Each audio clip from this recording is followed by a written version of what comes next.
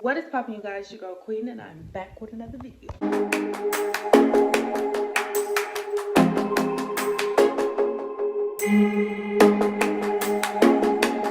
If you have not seen part one, then stop what you're doing, go watch part one of this video, and then come back. So it was brought to my attention that one person thought that it was distracting for my son talking, not crying, but talking during the video. So I'm just going to go ahead and explain everything that I said yesterday, just to make sure that you guys understood, because maybe a few of y'all felt the same way. So I'm just going to go ahead and break the video down. Like I said, if you haven't seen part one, go over to my video from yesterday and go watch that, and then come back here for this part. If the video is too distracting for you, for my son talking, then mute the audio, watch the outfits that I wore, and then come back over here.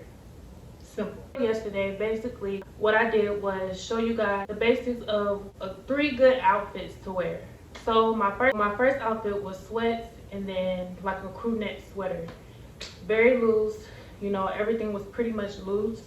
And you can't go wrong with that. Like I said, you can never go wrong with loose fitting clothes, with sweats or whatever. Those sweats were a little bit tight, but they had enough room. Another thing that I was explaining during that video was you're away from wearing pockets. You don't want to have any type of pockets. Like I said, you want to keep it to a minimum of any type of pockets, white and all that stuff. Piggybacking off of wearing white, when you do decide to wear anything white, the smart thing for you to do would be wear something black underneath. So of course you can wear like a black spaghetti strap shirt or anything like that. But what I do recommend is, if you do have a shirt on, I would wear like at least like a shirt that comes down, a short sleeve shirt that comes down to here. So if you don't feel like going outside, if you don't want to do all of that, what you can do is just be like, oh, I have a shirt under here, can I just take this off? And then you just take that off and you already have a shirt on. It just saves a whole lot of time without you having to go back to your car, change, and just doing the most. So that's what I do recommend. But if you don't want to go that route, then of course black or any type of dark spaghetti strap shirt or anything like that under white is very smart. But altogether, just to get rid of that, I would say steer away from white. My second outfit that I had on was a button down and some jeans. Now my button down was very long, you know, it came to my knees. So the reason why I chose the long button down was because different facilities do not allow tight fitted clothing. The facility that I went to, they did allow jeans and stuff like that. But just in case, if you know you in one of those particular type of facilities where they don't allow tight fitted jeans, especially for those of y'all who are actually having in-person visitation, they're really picky on how tight your clothes are. So I would pick, if I wanted to do like a button down and jeans, I would get like a kind of a longer button down, because it's just easier that way. And what can I say, because it's nothing shown. For my last look was the dress. If you choose to go the dress route, first of all, I will go on to the website at whatever facility that they're in, and I will read the dress code guidelines. For the jail that I went to, we were able to wear dresses, but they needed to be 3 inches above the knee or longer. You will always measure, if you have the right length dress, standing up, and you put your arms by your side, and then I think it's at your middle finger's fingertip. You stand up and then you put your fingers to your side at your middle finger's fingertip. But what I always recommend is to make sure that your dress is at least to your knee, on your knee, or below, because it just saves time and saves the hassle. Like I said, I'm literally trying to help y'all with the hassle of getting in there, because you literally have to pass different things in order just to get to a visit. Now that we got that out the way, and you have like 3 basic ideas of what to wear, which is like the laid back look, the kind of dressy look, or the, you know, sexy look.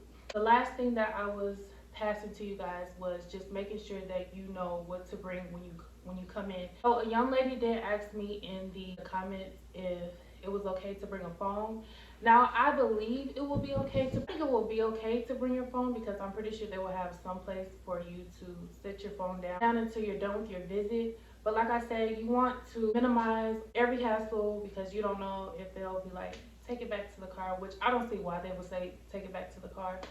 But I always just recommend just bringing keys, your glasses if you wear glasses, and your ID, because you know it's not a hassle. Now, if you did not drive or for some reason you know you took an Uber, of course you can't. You have to bring your phone. But either way, I just really think your phone, like, they know people are gonna bring their phone, but most of the time, I don't know if people bring phones, but I'm pretty sure like they will have somewhere where you can sit your phone at till you're done with your visit. So that was a great question. Thank you, love, for asking me that.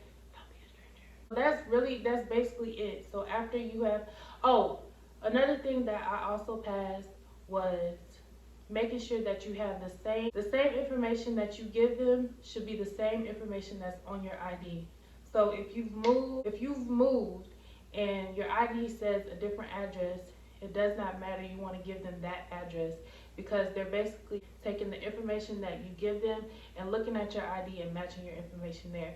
So everything that's on your ID, just give them that. Another thing that I was passing was I made a mistake. I think like on my third or fourth visit when I ended up moving, I gave them my new address instead of giving them the address that was on my ID.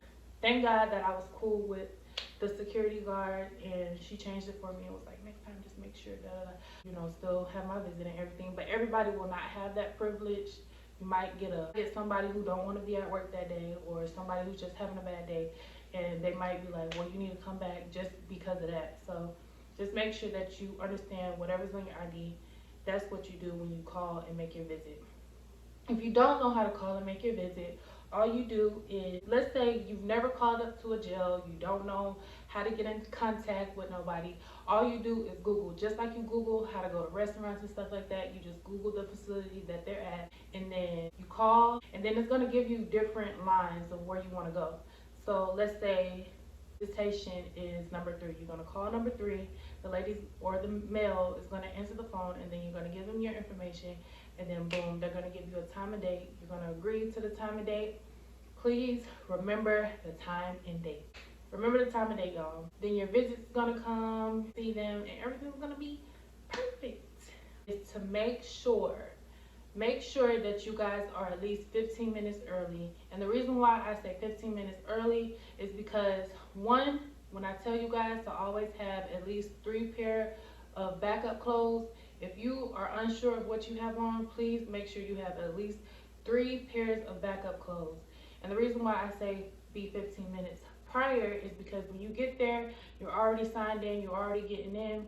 If something just so happens to be wrong with your clothing and they don't like what you have on, you still have time to go change and come back and still be on time for your visit and not have to miss any time.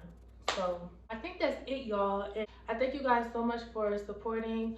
I support all your feedback. Hopefully you guys are watching the video completely through, because it will give me my monetization hours. And I want to say thank you to my new girls and my new guys and the moms and the dads and everybody that's new.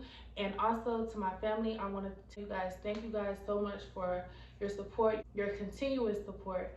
And I'm so grateful for you guys. And yeah, y'all, I hope this video helped. Make sure you like, comment, subscribe. Make sure you hit that bell so you can be notified once I post another video. Until next time, peace, y'all.